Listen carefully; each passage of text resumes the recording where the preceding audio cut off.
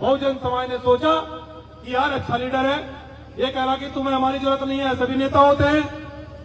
फिर काशीराम साहब ने कहा कि अरे बहुजन समाज के लोगों, मुझे तुम्हारी जरूरत नहीं है, लेकिन तुम्हें मेरी जरूरत है, क्योंकि मैं एक ऐसा माइका लाल हूं, मैं तो बिक सकता हूं, मैं झुक सकता हूं, और इन मनुवादी लोगों में न इतनी औकात है कि काशीराम को खरीद ले, इसलिए मुझे तुम्हें मुझे जरूरत है। और इसलिए काशीराम साहब ने आपकी बात को बड़ी गंभीरता से उन्होंने सुना, देखा और फिर मूवमेंट को आगे बढ़ाया।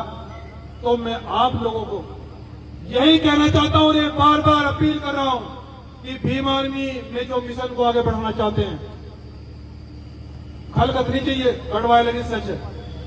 देखो, अगर बहुजन समाज के साथ में अत्याचार रोकना चाहते हो, काशीराम साहब एक बात कह रहे, मेरे बुजुर्ग बैठे, अगर मेरे मुंह से कोई गलती हो जाए या मुझसे कहने में कोई कमी हो जाए, तो जितने भी बड़े बुजुर्ग बैठे, क्योंकि ये महापंचायत है, राजनीतिक मंच नहीं है, तो मुझे जरूर वो ज्ञान दे, मुझे जरूर गाइड करें, क्योंकि मैं आपका बेटा, इस समाज का बेटा, इस समाज का लाल,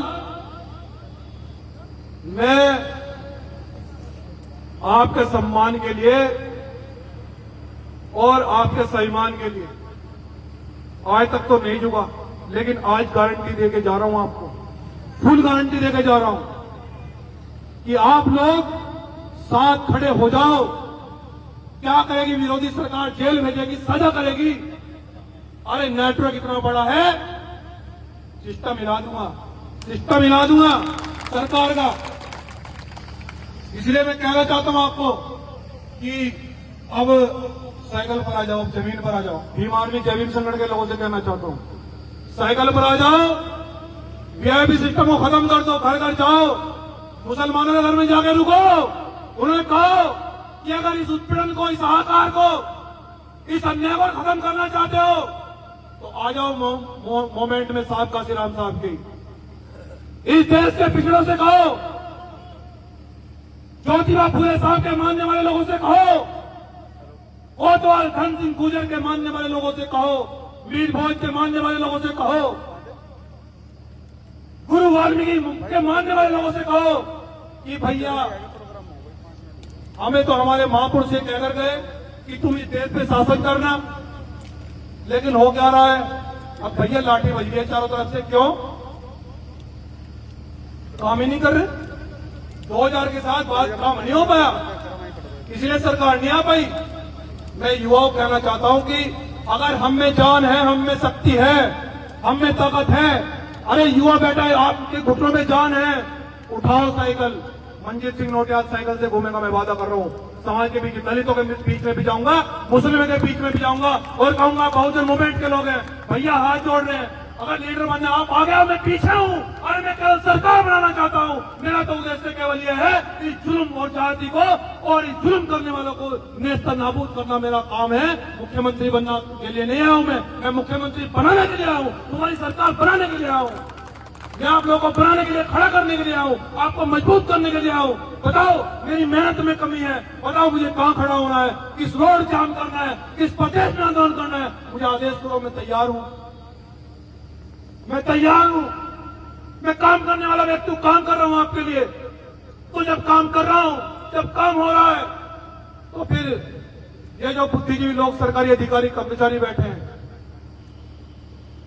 मेरी इन सभी अपील है, हाथ जोड़कर अपील है कि सोचो आज कहां पर खड़े हैं, सोचो आज कहां पर खड़े हैं और 2007 में कहां थे और कारण क्या है।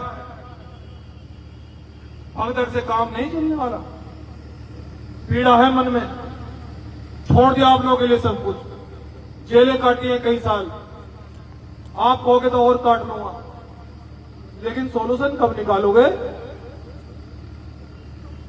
कब सॉल्यूशन निकालोगे? अब तो बुद्धिजीवी लोग समाज में बैठे हैं, अब तो वकील भी बहुत हैं, टीचर बहुत बैठे हैं, इंजीनियर बहुत बैठे हैं, अधिकारी बहुत बैठे हैं।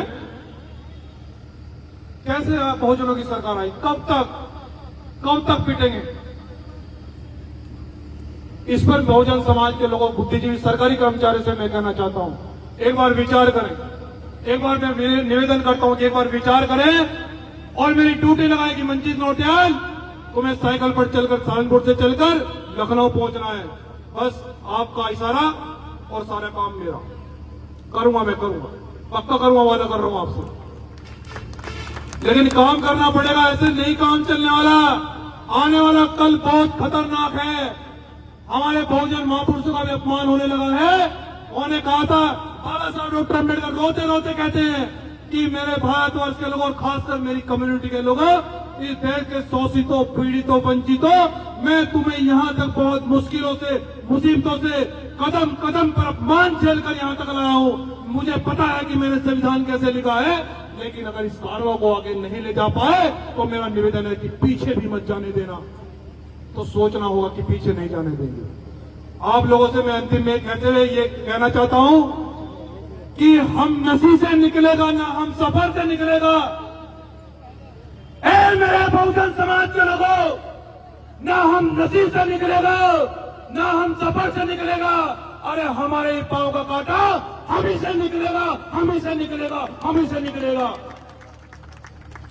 दूसरा कोई आपको उद्धार करने नहीं आएगा। समय समय पर लोग आपको बहकाने के लिए आएंगे, समय समय पर कहेंगे मंत्री बन जाओ, एमएलसी बन जाओ, विधायक बन जाओ।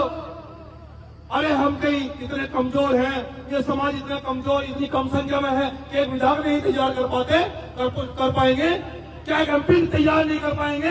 इतनी कम संख्या है हमारे देश के अंदर। अरे 85% है हम लोग। जिस दिन एक नाके में को निकल गए उस दिन मनवादी देश छोड़कर भाग जाएंगे। याद रखना मेरी बात को। अंतिम रूप देते हुए बस मैं आपको यही कहना चाहता हूं कि बुद्धिजीवी लोग यहाँ पर आए, आपका बहुत बहुत सम्मान।